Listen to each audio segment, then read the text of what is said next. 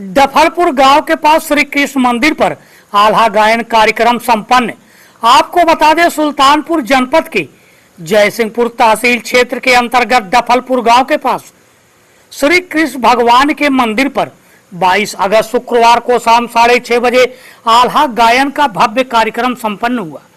इस कार्यक्रम में दूर दराज से आए हुए भक्तों ने आल्हा गायन का रसपान कर धार्मिक उत्साह का आनंद लिया। मंदिर के अध्यक्ष ने बताया कि यह कार्यक्रम प्रतिवर्ष नियमित रूप से आयोजित किया जाता है। कार्यक्रम के समापन पर श्रद्धालुओं में प्रसाद का भी वितरण किया गया, जिसमें कार्यक्रम की शोभा और बढ़ा दी। इस प्रकार मंदिर में सांस्कृतिक और धार्मिक परंपराओं का सुंदर जीवंत रूप देखने को मिला।